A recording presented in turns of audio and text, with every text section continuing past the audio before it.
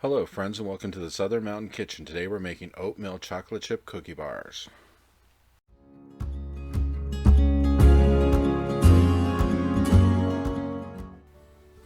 So to start with, you're going to need at least a cup of butter at room temperature, which we're going to blend this a little bit with the mixer to make sure we chop it up, smooth it out before we add anything else to it. Then you're going to add 1 cup of light brown sugar.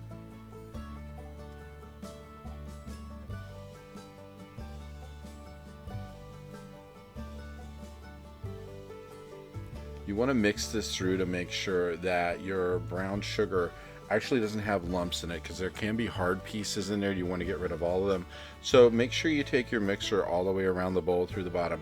If you see any large lumps that won't break up and that the mixture won't do anything with, you need to remove them. You don't want them trying to cook into your cookie bar and you find out that they just turned into little hard rocks that won't actually break up or cook up. So if you find them, get them out of there. And usually this happens if your brown sugar is set around for a minute.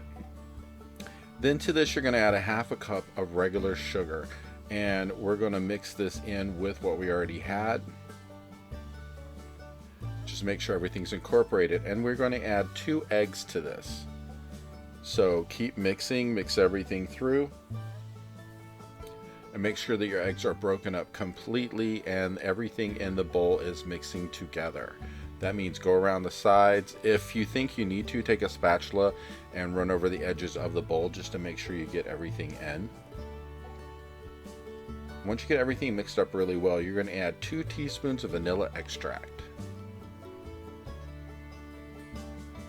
And keep mixing this until everything is completely mixed. It shouldn't take long at this point to get it completely through. At this point, you may want to go ahead and preheat your oven to 350 degrees, because when this is done, it's going to go in for 25 to 30 minutes. So go ahead and preheat. Now, in a separate bowl, we are going to add 1.5 cups of flour.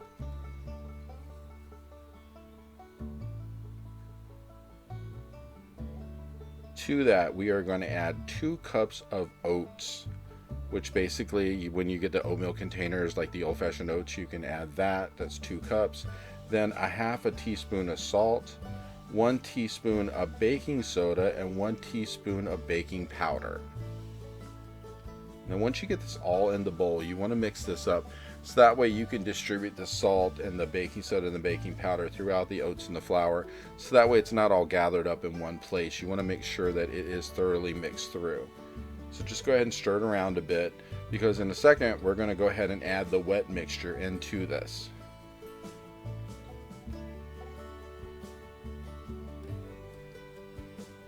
So once you have it mixed up, go ahead and pour in your original mix.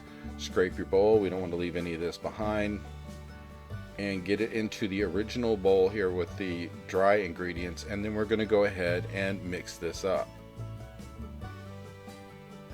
So go ahead and stir it through. It might take a couple minutes to get all the way through, but you need to do the sides, the bottom, everything.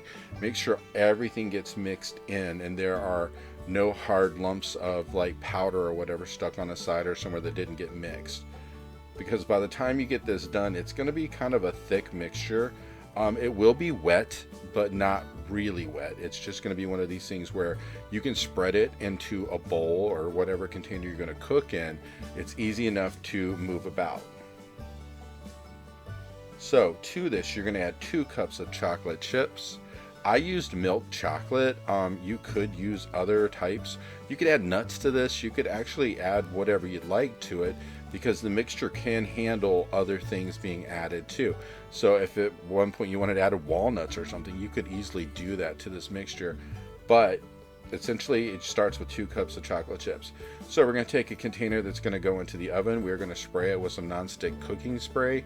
I think my container was like a 9x13. And then we're going to put this mixture into it. And once it's in, you're going to spread it out to where it's evenly from side to side. Just a reminder, if you didn't do it already, the oven is at 350 degrees for 25 to 30 minutes to cook this. So once you get everything scraped out, spread it out into the container, get it ready for cooking.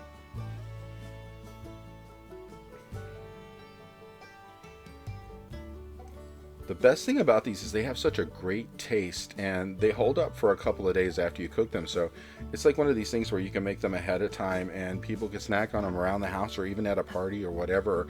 It's a good snack for the holidays. And when it's done, it looks something like this. And you're going to take this and cut it up into your bars, and that's what you're going to serve.